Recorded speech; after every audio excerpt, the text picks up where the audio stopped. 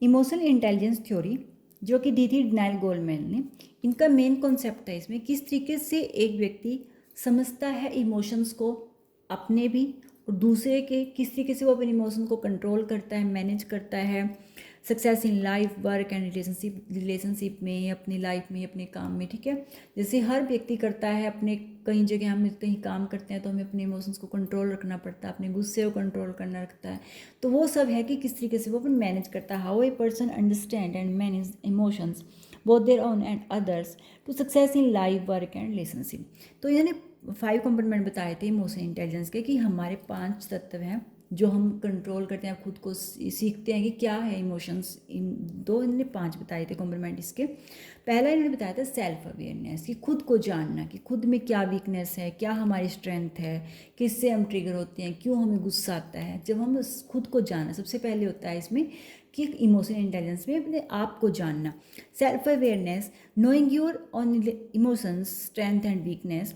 Recognise करना अपने emotions को, लाइक एंग्री, कि हमें किस समय गुस्सा आता है, किस बात से गुस्सा आता है। अंडरस्टैंड करना अपने ट्रिगर पॉइंट को, ठीक है, कि जिससे कोई भी हमें गुस्सा करा जाता है, कोई भी हमारा ऐसा, हर किसी इंसान का कुछ ना कुछ ऐसा ट्रिगर पॉइंट होता है जिसको कोई भी छेड़ दे तो उसको गुस्सा आ जाता है। अपने आप को जानना, नोइंग स्ट्रेंथ, अपनी वीकनेस को जानना, अपनी स्ट्रेंथ को जानना। Awareness emotion impact on behaviour, फिर अपने उन इमोशंस का क्या बिहेवियर पर हमारा इम्पैक्ट पड़ता है। एक्सेप्टिंग करना फीडबैक, जो भी फिर अगर कि हम अगर कुछ हम कर रहे हैं गलत हो गया, तो अगर कुछ किसी ने फीडबैक दिया तो उसको एक्सेप्ट कर रहे हैं नहीं। यानी कि I know what I am feeling, कि ये मैं जानता हूँ कि मैं क्या फील कर रहा हूँ, why I am feel it, और क्यों मैं इसे फील कर रहा हूँ, and how it influence my action, और किस तरीके से ये मेरे एक्शंस को इन्फ्लुएंस करेगी। तो यही होता है कि अगर हम लाइफ में सबसे पहले हम अगर खुद को नहीं जानेंगे तो हम अपने कुछ भी चेंज नहीं कर सकते, समझिए। सबसे पहले हमें खुद को जानना होता है। और सेकंड इन्होंने बताया था, सेकंड बात की थी इन्होंने सेल्फ मैनेजमेंट पे, ठीक है, कि किस तरीके से मैनेजमेंट करते हैं अपने, कंट्रोलिंग योर इमोशंस, स्टेइंग काम and behaving appropriately even difficult situation, कि अगर कोई डिफ़िकल्ट सिचुएशन आ जाती है, किस तरीके से हम उस सिचुएशन को एप्रोप्रिएटली हैंडल करते हैं, किस तरीके से हम कंट्रोल करते हैं अपने इमोशंस को। क्योंकि कई बार ऐसा होता है हम अपने रिलेशनशिप को बचाने के लिए, अपने परिवार को झगड़े करने के लिए, कम करने के लिए, या कोई भी लाइफ में, हर किसी के लाइफ में कुछ ना कुछ हो, तो उसको हम किस तरीके से कंट्रोल करते हैं। कई बार हमें गुस्सा भी आता है, और कई हम दूसरों को भी किस तरीके से कंट्रोल करते हैं। तो वो है कि कोई भी अगर डिफ़िकल्ट सिचुएशन लाइफ में आती है तो वो किस तरीके से उसको एप्रोप्रिएटली हैंडल करते हैं, स्टेइंग किस तरह काम होते हैं, खुद शांत रहते हैं, ठीक है। यही मेन एक पर्सनैलिटी की पहचान कह सकते हैं हम। इमोशनल इंटेलिजेंस भी एक किस तरीके से एक हम देख लेते हैं कि हाँ, इस व्यक्ति में कितनी समर्थता है कि वो किस तरीके से कंट्रोल कर लेता है अपने इमोशन को। कंट्रोलिंग एंगर, अपने कंट्रोल करना, स्ट्रेस को मैनेज करते हैं। थिंकिंग बिफोर एक्टिंग, की काम करने से पहले सोचना। अडेप्टिंग टू चेंज, कि अगर कुछ हमारे अकॉर्डिंग नहीं भी हुआ, कई बार ऐसा होता है प्लान, लाइफ में प्लान कुछ और करके चलते हैं लेकिन वो नहीं हो पाता, कुछ और ही हो जाता है, लेकिन उसको भी हमें एक्सेप्ट करना, कि उसको भी हम अडेप्ट करते हैं, उसमें भी ढलना पड़ता है हमें। मेंटेनिंग करना है पॉजिटिव, अपने आप में एक पॉजिटिव एटीट्यूड को मेंटेन रखना, ठीक है। तो ये है सेल्फ मैनेजमेंट। थर्ड इन्होंने बात की थी मोटिवेशन, कि खुद को मोटिवेट करना, सेल्फ मोटिवेशन, यानी कि pushing your self to achieve goals without external pressure, किसी तरीके के एक्सटर्नल प्रेशर के बिना हमें अपने गोल को अचीव करने। क्योंकि अगर हम किसी भी गोल को अपने अचीव करना चाहते हैं तो हमें काफ़ी एक्सटर्नल प्रेशर सहने पड़ते हैं, लेकिन वो हमारी इंटेलिजेंस कहलाएगी अगर हम उस प्रेशर को ना लेकर किस तरीके से अपने गोल की तरफ बढ़ रहे हैं, ठीक है। अपनी हमें अचीव करना है अपना गोल, हमारा लक्ष्य है सिर्फ हमें अपने गोल को अचीव करना है, दुनिया क्या कह रही है या किस तरीके से हमें काफ़ी रुकावटों का सामना करना पड़े, लेकिन हमें करना है, ठीक है।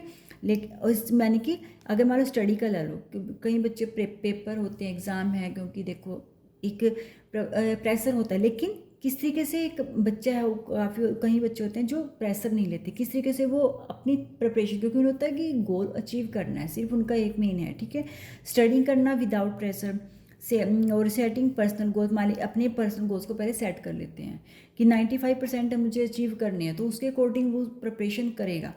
टाइम मैनेजमेंट करेगा, अपनी स्टडी करेगा, फोकस डिस्पाइट डिस्ट्रैक्शन को छोड़ देगा, ठीक है।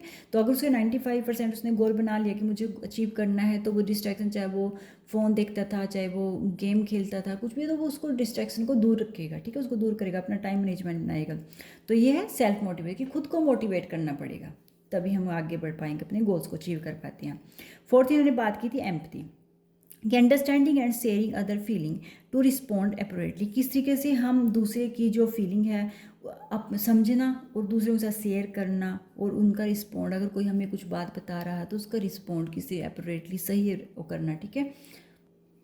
कि लिसनिंग टू ए फ्रेंड, कोई फ्रेंड अगर आपसे बात करना चाह रहा है, कुछ बता रहा है, तो उसको ध्यान से सुनना, ना कि किसी का मजाक बनाना किसी की फीलिंग को, ठीक है। टीचर अंडरस्टैंडिंग, एक टीचर को भी अगर कोई स्टूडेंट पुअर है, किस चीज़ में उसका एग्ज़ाम में अच्छी प्रिपरेशन नहीं हो पाई, या एग्ज़ाम में मार्क्स अच्छे नहीं आ रहे हैं, ठीक है, तो टीचर को भी उसकी फीलिंग को समझना, ठीक है, कि क्यों, क्या रीज़न है, उसके रीज़न को जानना, ठीक है। हेल्पिंग समवन इन डिस्ट्रेस, अगर कोई डिस्ट्रेस है, कोई डिस्टर्ब है, तो उसकी हेल्पिंग करना जो भी हो सके। रिस्पेक्टिंग डिफरेंट पर्सपेक्टिव, दूसरे के पर्सपेक्टिव की भी रिस्पेक्ट करना, क्योंकि जो मेरा पर्सपेक्टिव है ये नहीं है कि दूसरे का ही वही होगा।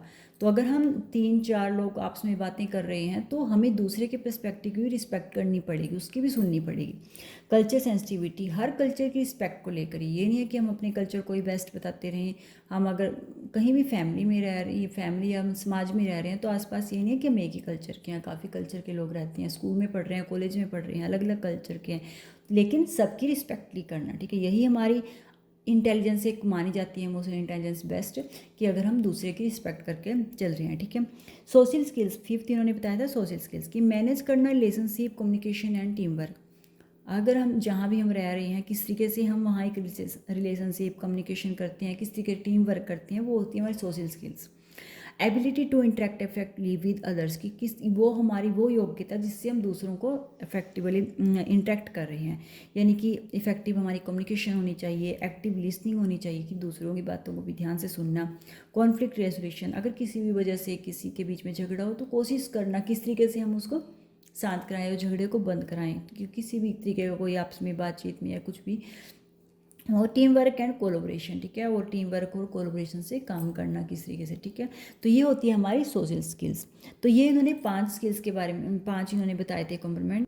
तो ये डिनाइल गोलमैन की इमोशनल इंटेलिजेंस थ्योरी थी। अगर आपको मेरे नोट्स अच्छे लगे तो प्लीज़ लाइक करना, सब्सक्राइब करना, कमेंट जरूर करना। मेरी कोशिश रहती है कि ये नोट आपको प्रोवाइड कर सकूँ।